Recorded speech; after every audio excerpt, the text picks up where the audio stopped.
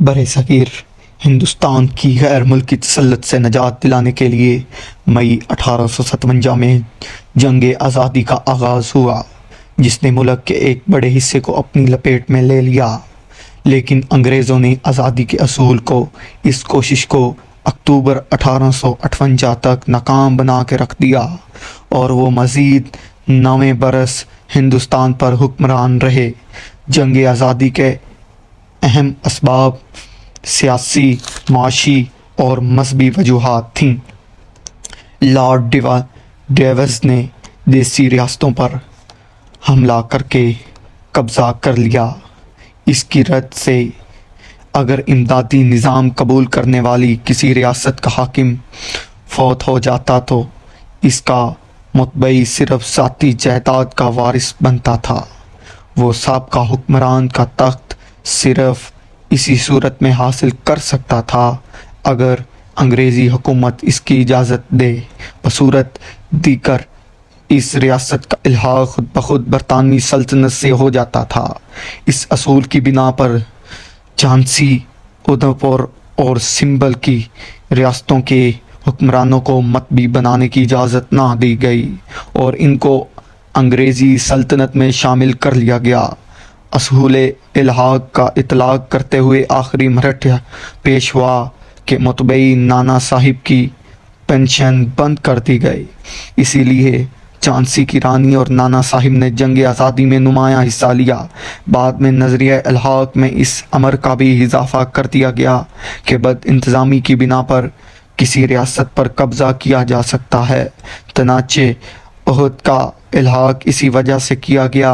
اصول الحاق نے ہندوستانی ریاستوں کے حکمرانوں کے دلوں میں شکوک اور خوف پیدا کر دیا، اور انہیں یہ خطرہ لاحق ہو گیا کہ جلد یا بدتریج کسی نہ کسی بہانے ان کی ریاست انگریزی حکومت میں شامل کر لی جائے گی۔ انگریزوں نے ہندوستان میں بطور تاجر داخل ہونے کے بعد جس طرح مختلف علاقوں پر قبضے کیے، اس کی وجہ سے ملکی حکمران اپنے اقتدار کو غیر محفوظ سمجھتے تھے۔ بنگال پر قبضہ کرنے کے بعد رفتہ رفتہ جنوبی ہند، سندھ، پنجاب اور اودھ پر کمپنی نے اپنا تسلط قائم کر لیا، اور توسیع سلطنت کے منصوبوں پر عمل درآمد کے لیے طاقت فریب، بدعہدی اور سازش حربہ استعمال کیا گیا۔ انگریزوں کے اس جارحانہ انداز کا اظہار چارلس کے اس بیان سے ہوتا ہے کہ اگر میں صرف 12 برس کے لیے برِ صغیر کا شہنشاہ بن جاؤں تو کسی دیسی حکمران باقی نہ رہے گا، نظام کا کوئی نام لینے والا نہ ہوگا، نیپال بھی ہمارے قبضے میں آ جائے گا۔ انگریزوں نے ملک پر قبضہ کرنے کے بعد مسلمانوں کی جاگیروں کو ضبط کر لیا۔ ایک رپورٹ کے مطابق 20,000 امرا اس ضبطگی کی وجہ سے بے سہارا ہو گئے۔ پی اے رابرٹس نے اعتراف کیا کہ ان محروم جاگیروں نے رعایا کو انگریزوں کے خلاف خوب بڑھایا۔ انگریزوں کی آمد سے پہلے مسلمان برِ صغیر پر حکمران تھے۔ اقتدار، روزگار اور جاگیروں سے محرومی نے انہیں بری طرح متاثر کیا۔ اپنے عظیم ماضی کی یاد ابھی تک ان کے دل سے محو نہیں ہوئی تھی کہ اپنا کھویا ہوا اقتدار دوبارہ حاصل کرنے کی خواہش ان کے دل میں موجود تھی۔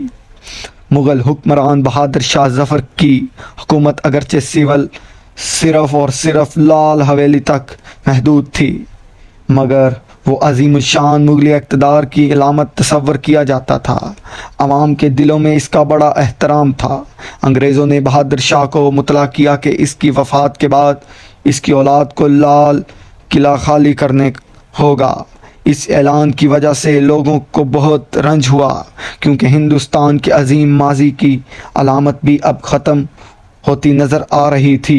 انگریزوں نے ہندوستان میں نسلی امتیاز کی پالیسی اختیار کی اور مقامی لوگوں سے توہین آمیزہ سلوک کیا۔ ان کی قدم قدم پر تضحیک اور تذلیل کی جاتی۔ سر سید نے رسالہ اسباب بغاوت ہند میں اس صورتحال پر تبصرہ کرتے ہوئے لکھتے ہیں: ہماری گورنمنٹ نے اپنے آپ کو آج تک ہندوستانیوں سے ایسا الگ اور رکھا جیسے آگ اور سوکھی گھاس۔ ہماری گورنمنٹ اور ہندوستانی پتھر کے ٹکڑے ہیں، سفید اور کالے کے الگ الگ پہچانے جاتے ہیں، اور پھر ان دونوں میں ایک فاصلہ ہے کہ دن بدن زیادہ ہوتا جاتا ہے۔ ہندوستان کے اشراف آدمی کے ایک چھوٹے سے یورپین کے سامنے ایسی بھی قدر نہیں جیسی کہ ایک چھوٹے یورپین کی ایک بڑی ڈیوک کے سامنے۔ یوں تصور کیا جاتا ہے کہ ہندوستان میں کوئی جینٹل مین نہیں ہے۔ انگریزوں نے مشرقی تہذیب، خاص مسلمانوں کے علوم، ثقافتی ورثے اور تاریخ کو جان بوجھ کر تضحیک کا نشانہ بنایا۔ مسلمانوں کی تاریخ کو ظالمانہ نشانہ قرار دیا گیا۔ لارڈ مکالے نے لکھا کہ انگریزی کی ایک کتاب مشرق کے پورے کتب خانے سے بہتر ہے۔ انگریزوں نے برصغیر اقتدار مسلمانوں سے چھینا تھا، اس لیے وہ انہیں اپنا سب سے بڑا دشمن تصور کرتے تھے اور ان کی تحقیر کا کوئی موقع ہاتھ سے نہیں جانے دیتے جس سے ان کی عزت نفس مجروح ہوتی۔ اس بدسلوکی کی وجہ سے مسلمانوں کے دلوں میں انگریزوں کے خلاف نفرت کا پیدا ہو جانا ایک فطری بات تھی۔ برطانوی حکومت نے برصغیر کے لوگوں کو عیسائی بنانے میں ضرورت ہے۔ بورڈ آف ڈائریکٹریٹ کے چیئرمین مسٹر مینگزلے نے دارالعلوم میں بیان کیا کہ قدرت نے انگریزستان کو ہندوستان کی حکومت اس لیے عطا کی ہے کہ اس کے ایک سرے سے دوسرے سرے تک یسوع مسیح کا جھنڈا لہرانے لگے گا۔ ہم میں سے ہر ایک کو چاہیے کہ وہ اپنی قوت اور کوشش کو بروئے کار لاتے ہوئے ایسی کوئی رکاوٹ نہ پیدا ہونے دے جو تمام برصغیر کے باشندوں کو عیسائی بنانے کے کام میں حائل ہو۔ لارڈ مکالے کی سفارش پر جو نظام تعلیم ہندوستان میں رائج کیا گیا، اس کے بارے میں اس کا اپنا نقطہ نظریہ تھا کہ اس کی بدولت 30 سال کے اندر سارا برصغیر عیسائی بن جائے گا۔ اس زمن میں قابل ذکر بات یہ ہے کہ سرکاری افسران خود عیسائیت کی تبلیغ کرتے تھے اور اجتماعات پر بغیر دعوت کے پہنچ جاتے اور دوسرے مذاہب کے بارے میں نازیبا الفاظ استعمال کرتے۔ وہ اپنے ماتحتوں میں عیسائیت کی تعلیمات پر لٹریچر خود تقسیم کرتے۔ لوگوں کو روزگار دلا کر ملازمت میں ترقی دے کر عیسائی بنانے کا طریقہ تھا۔ فوج کا محکمہ اس بارے میں خاص طور پر بدنام تھا۔ انگریزوں نے ملک میں ایسے احکامات نافذ کیے جن کی بدولت عوام مذہبی معاملات میں مداخلت سمجھتے تھے۔ جیل خانوں کے ضابطے میں تبدیلی کر کے تمام قیدیوں کو ایک ہی باورچی کے ہاتھ کی پکی ہوئی روٹی کھانے پر مجبور کیا گیا۔ ستی کی رسم، دختر کشی اور چھوٹی عمر میں شادی ممنوع قرار دی گئی۔ 1856 میں بیوہ عورتوں کو دوسری شادی کی اجازت دے دی گئی۔ اس طرح بدکاری کو فوجکاری کی بجائے دیوانی جرم قرار دیا گیا۔ ان اقدامات سے ہندوؤں اور مسلمانوں نے یہ تاثیر کر لیا کہ ان کی قدیم مذہبی روایات کو دنستہ طور پر توڑا جا رہا ہے۔ معاملات میں انگریزوں کی مداخلت کی وجہ سے عوام کے دلوں میں جو نفرت پیدا ہوئی، اس کا اندازہ اس سے لگایا جا سکتا ہے کہ انگریزوں کے خلاف اشتہارات میں صرف 2 ہی شکایتیں لکھی گئیں، یعنی مافیا اور مداخلات مذہبی امور۔ انگریزوں کی حکومت کے بعد ملک میں جو سرکاری اور مشینری اسکول قائم کیے گئے، ان میں دینی اسلامی تعلیمات کو نصاب سے خارج کر دیا گیا، لیکن ان اداروں میں انجیل کی تعلیم کی سرپرستی کی جاتی۔ سرکاری افسران جو لوگوں کو اپنے بچوں ان سکولوں میں بھیجتے ترغیب دیتے تھے، کالے پادری کہلانے لگے۔ تعلیم نسواں اور کالج کی تعلیم عوام کے خیال میں انہیں یورپ کے انداز میں ڈالنے کی کوشش تھی۔ عوام سمجھتے تھے کہ نئے تعلیمی اداروں میں پڑھ کر ان کے بچے اپنی دینی تعلیمات سے دور ہو جائیں گے۔ انگریزوں نے سفر اور پیغام رسانی میں سہولتیں پیدا کرنے کے لیے نئی ایجادات کو ملک میں رائج کیا۔ ریلوے، تار اور ڈاک کے نظاموں کو لوگ عیسائیت کے فروغ کا ذریعہ سمجھنے لگے۔ انہوں نے خیال کیا کہ ان اصلاحات کی بدولت ان کو یورپی رنگ میں رنگنے کی کوشش کی جا رہی ہے۔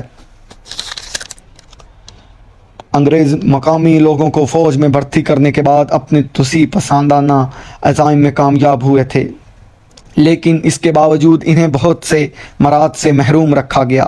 ملکی اور غیر ملکی سپاہیوں کی تنخواہیں میں بہت فرق تھا۔ علاوہ ازیں انہیں گورے فوجیوں کے مقابلے میں ہر وقت ذلت برداشت کرنا پڑتی تھی۔ وہ زیادہ سے زیادہ صوبے دار کا عہدہ حاصل کر سکتے تھے اور اس عہدے پر پہنچ کر بھی ان کی تنخواہ ایک یورپی سپاہی سے کم ہوتی تھی۔ کمپنی کی حکومت ریاستوں پر قبضہ کرنے کے بعد ان کی فوجیوں کو برطرف کر دیتی تھی۔ اس طرح صرف عہد میں 80,000 سپاہی بیکار ہو گئے۔ جب جنگ آزادی شروع ہوئی تو ان سپاہیوں نے جوش و انتقام سے اس میں حصہ لیا۔ انگریزوں نے کچھ ایسے احکامات نافذ کیے جو دیسی سپاہیوں کو مذہبی روایات کے خلاف تھے۔ مثلاً کسی سپاہی کو فوجی ملازمت کے دوران داڑھی رکھنے، پگڑی باندھنے کا 9 بالیاں پہننے اور ماتھے پر تلک لگانے کی اجازت نہ تھی۔ ہندوستانی فوج کو جب جنگ کریم یمنا میں شرکت کے لیے سمندر پار جانے کا حکم دیا گیا تو ہندو سپاہیوں نے ایسا کرنے سے انکار کر دیا، کیونکہ ان کے نزدیک سمندر ایک سفر گناہ تھا۔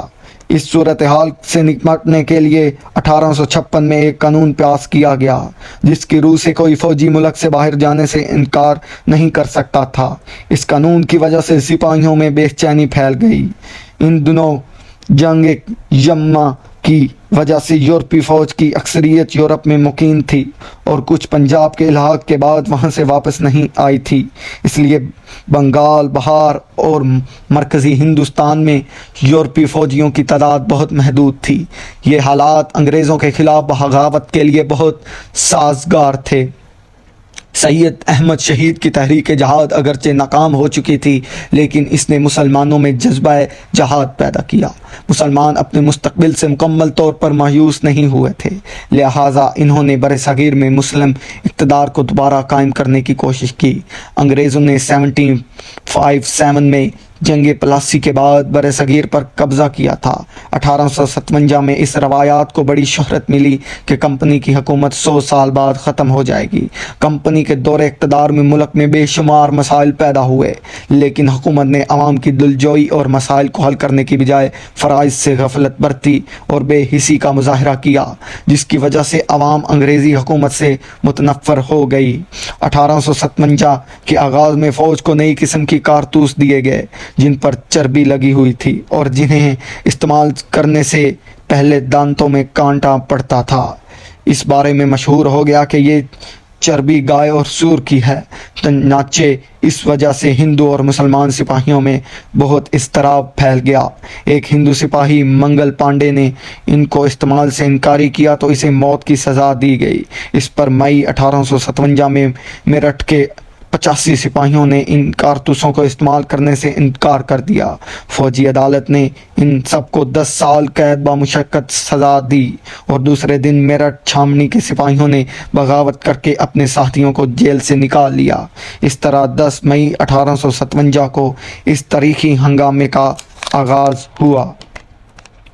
موجودہ پاکستان کے علاقے جنگی آزادی میں کیسے شریک ہوئے؟ برصغیر میں انگریزی غلبے کے خلاف نفرت اور تشدد کا جو زبردست طوفان اٹھا، اس کی صدائیں باز گشت موجودہ پاکستان میں علاقوں میں بھی سنی گئیں، لیکن پنجاب اور سرحد کے جاگیر اور اپنے خواتین نہ صرف حریت پسندوں سے عدم تعاون کیا بلکہ الٹا انگریزوں کی امداد کی اور باقاعدہ سپاہی بھرتی کر کے دیے۔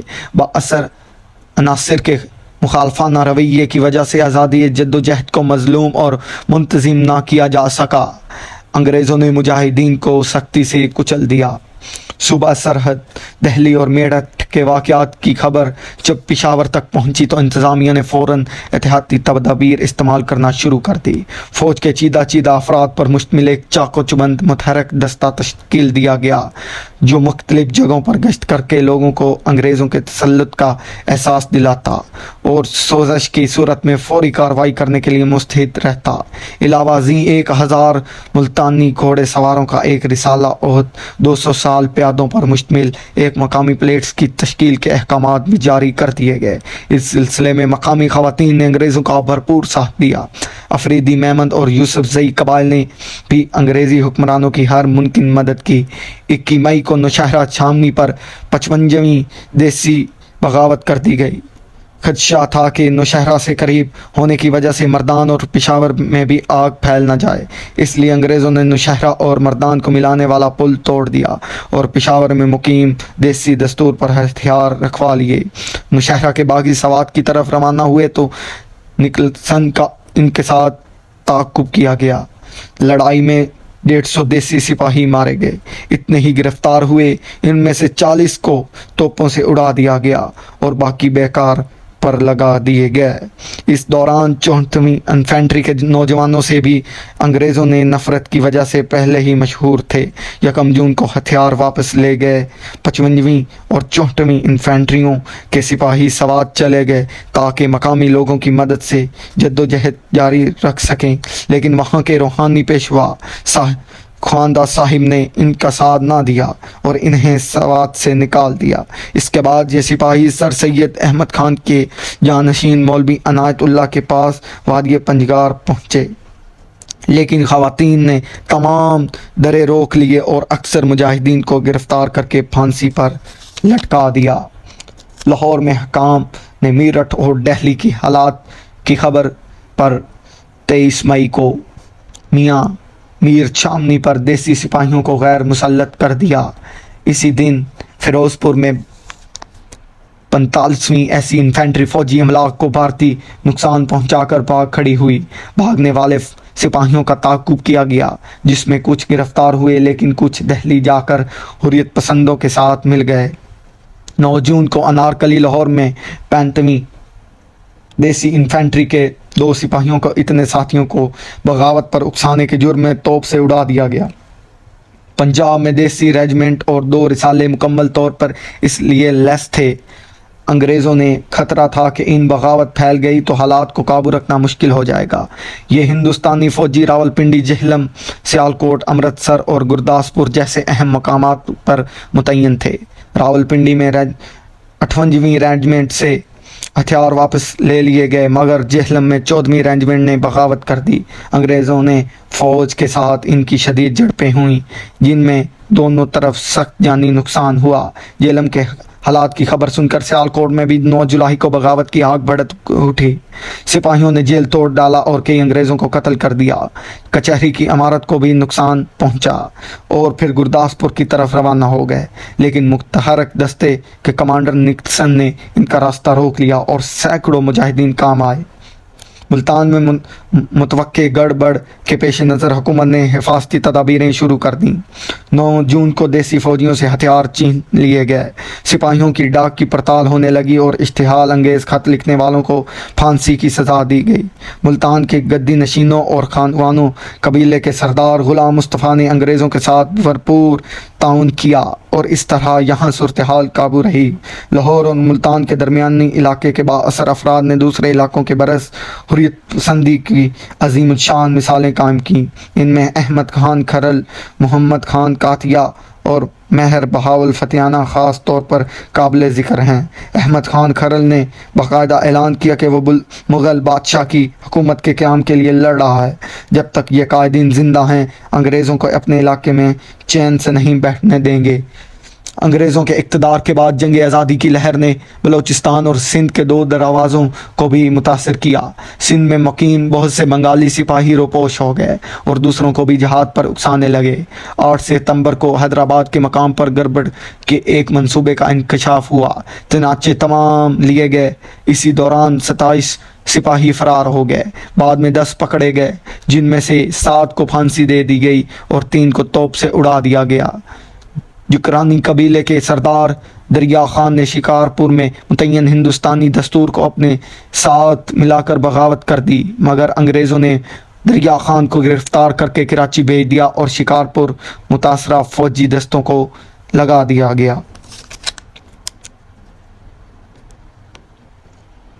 दुनिया का दस्तूर है कि हर नाकामी तहरीक और जद्दोजहद को बगावत या गद्दार का नाम दिया जाता है और हर कामयाब कोशिश इनकलाब करार पाती है। इसी असूल की बिना पर 1857 की नाकाम जंग को बलूच फ़ौजी बगावत कहा गया। अंग्रेज़ी मूरख ने आज़ादी की जद्दोजहद की अहमियत को कम करने के लिए इसे फ़ौजी बगावत ही करार दिया।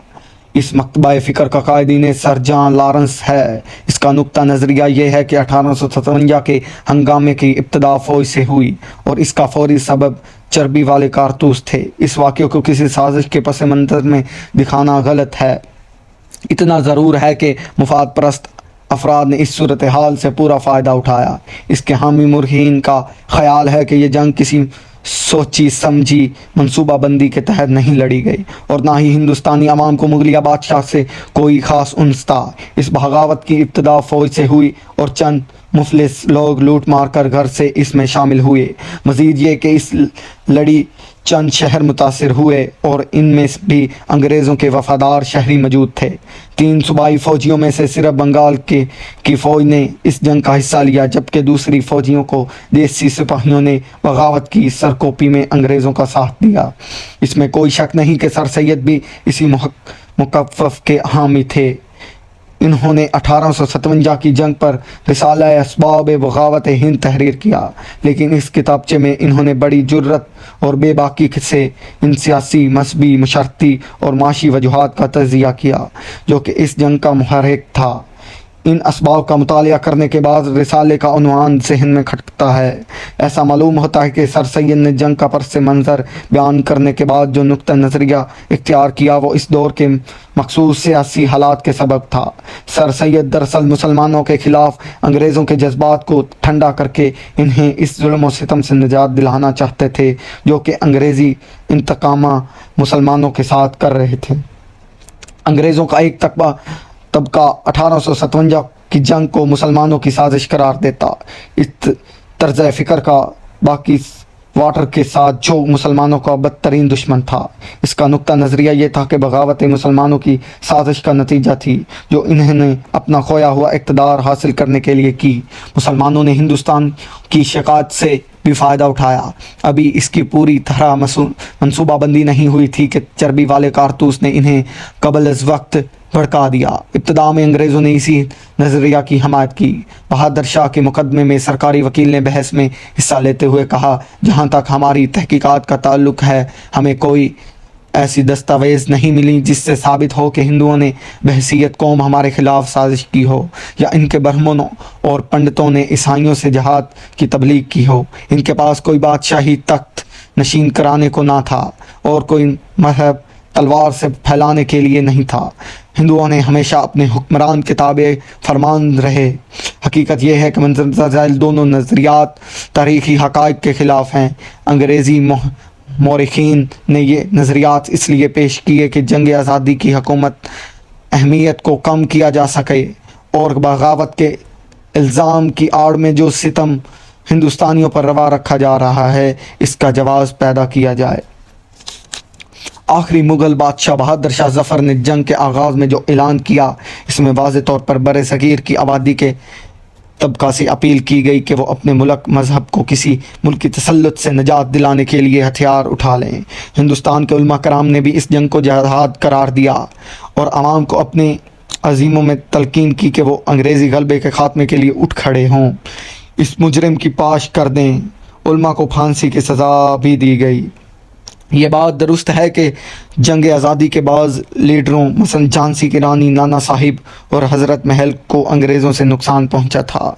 ये कहा जा सकता है कि इन्होंने ज़ाती अनात के तहत इनकामन इल्म बगावत बुलंद किया, लेकिन मौलाना अहमद शाह, मौलाना लियाकत अली, मौलाना सरफराज अली के अलावा तहरीक मुजाहिदीन की कई दूसरे कायदीन को अंग्रेज़ों से कोई ज़ाती दुश्मनी ना थी। वो महज मुल्क की आज़ादी के लिए जहाद के तहत जंग में शरीक हुए।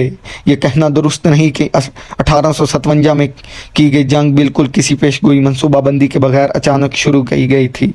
बंगाल फ़ौज के 2 अफसरों ने जंग आज़ादी के दौरान इंकशाफ किया कि इलाक़े ओहद के फ़ौरन बाद अप्रैल 1856 से ही बगावत का मनसूबा शुरू होगा और सिपाहियों और अफसरान को तोड़ने के लिए खुफिया एजेंट मुकर्रर कर दिए गए थे।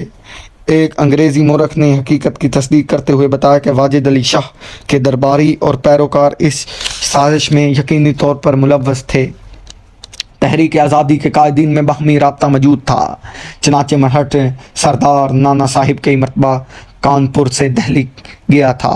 इस तरह दलसन की तहकीक के मुताबिक फ़ौज की मुख्तलिफ रेजिमेंटों में भी राब्ता कायम था और हर रेजिमेंट में एक सह रुकनी कमेटी बना दी गई थी और इनकलाब की तारीख 31 मई मुकर्रर की गई थी जो इतवार का दिन था। मंसूबे के मुताबिक इस रोज़ तमाम अंग्रेज़ों की गर्जून में कत्ल करने का प्रोग्राम मुरतब था।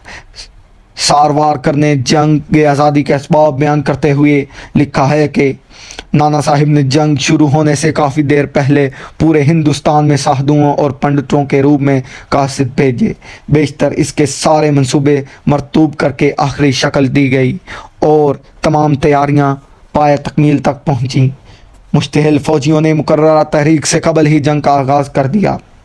बंगाल में सुर्ख कवल का फूल इनकलाब की अलामत करार दिया गया। इनकलाबियों का नुमाइंदा कवल का फूल देसी फौज के सबसे बड़े ऑफिसर को पेश करता, जो इसे सूंघ कर दूसरे सिपाहियों को दे देता। इस तरह ये फूल अफसरों और सिपाहियों में गर्दिश करता, जो इसे सूंघ कर गोया इनकलाबी जद्दोजहद से वफादारी का इजहार करते थे।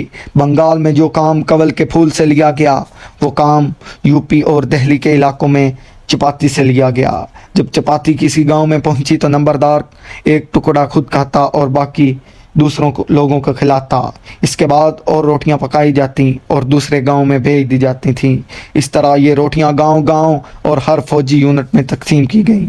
बगावत की तैयारी का ये अंदाज़ा ज़ाहिर करता है कि ये एक मकामी अवामी तहरीक थी, क्योंकि कवल के फूल और चपाती के ज़रिए वही तहरीकें फैल सकती हैं जिन्हें अवाम की तायीद और हमायत हासिल हो। हिंदुस्तान की अवाम बरतानवी इक़्तिदार से नफ़रत करते थे। इसकी रोज़ अफ़ज़ा वसतों की तशवीश और इज़्तिराब की निगाहों से देखते थे। सर सैयद ने रिसाला असबाब बगावत हिंद में इस सूरत हाल को बयान करते हुए लिखा था, रफ्ता रफ्ता ये नौबत पहुंच गई है कि राया गवर्नमेंट को मीठा मीठा जहर और शहद की छड़ी और ठंड आँच की मिसाल दिया करती थी और इसको अपने दिल में सच समझती थी। ये जानती थी कि अगर हम आज गवर्नमेंट के हाथ से बचे हुए हैं तो कल नहीं, और कल हैं तो परसों नहीं। मैं सच कहता हूँ कि जब कंपनी कोई मुल्क फ़तह करती थी तो हिंदुस्तान के रया को कमाल रंज होता था, और ये भी सच कहता हूँ कि लोग जानते थे कि जूँ जूँ इख्तियार हमारी गवर्नमेंट का ज़्यादा होता जाएगा, दूँ दूँ हमारे मज़हब और रस्म व रिवाज में ज़्यादा मदाखलत करेंगे। मुझे ये कहना है कि ज़रा भी तामिल नहीं कि बंगाली दस्ते के बागियों ने महज फ़ौजी तफक्लात की वजह से बगावत नहीं की, बल्कि दर पर्दा मुल्क की आम सियासी बेचैनी की हमायत में उठते थे।